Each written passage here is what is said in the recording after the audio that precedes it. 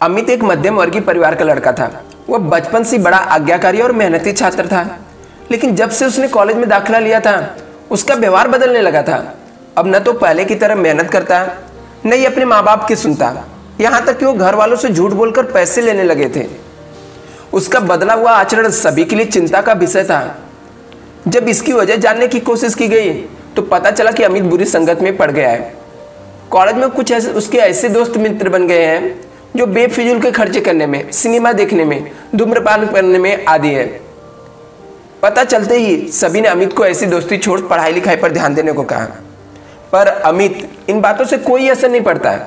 उसका बस एक ही जवाब होता है, मुझे अच्छे बुरे की समझ है, मैं भले ही ऐसे लड़कों के साथ रहता हूँ पर मुझे उनका कोई असर नहीं होता है।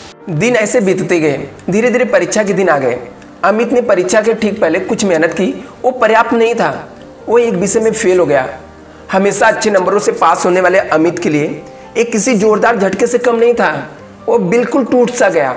अब न तो घर से बाहर निकलता है, न किसी से बात करता है, बस दिन रात अपने कमरे में पड़े हुए सोचते रहता है।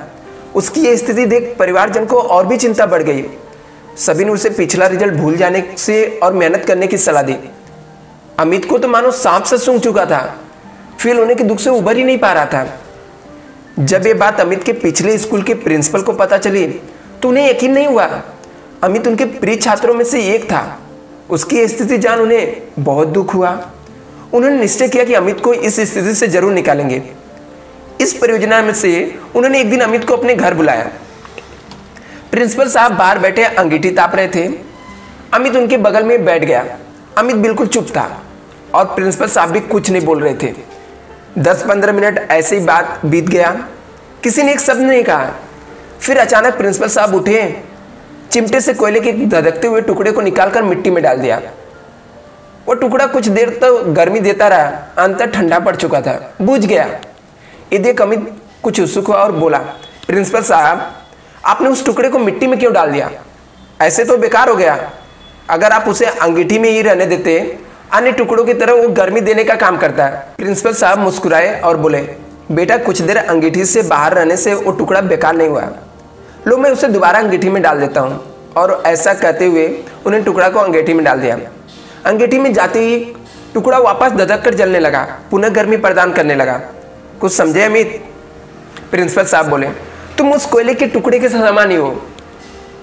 पहले जब तुम अच्छी संगति में रहते थे, मेहनत करते थे, माता पिता का कहना मानते थे तो अच्छे नंबर से पास होते थे।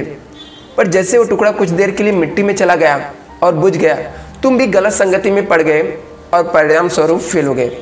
पर यहाँ जरूरी बात यह है, एक बार फेल होने से तुम्हारे अंदर के सारे गुण समाप्त नहीं हो गए।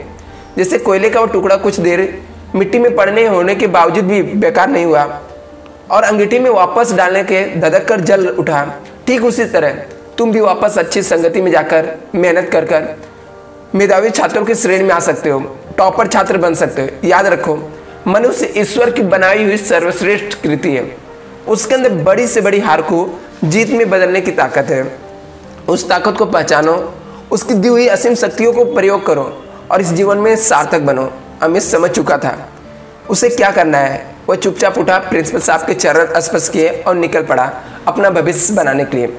हाँ दोस्तों, इस कहानी से हम लोग को प्रेरणा मिलती है कि यदि एक बार आप फेल हो चुके हो, किसी गलत चीज़ में आप पढ़ चुके हो, तो आपको रुकना नहीं है। आप वापस से अच्छी संगति में आ जाओ, वापस से मेहनत करो, वापस से आपको वो चीज़ मिल जाएगी जो आप खो दिए हो। Thank you so much.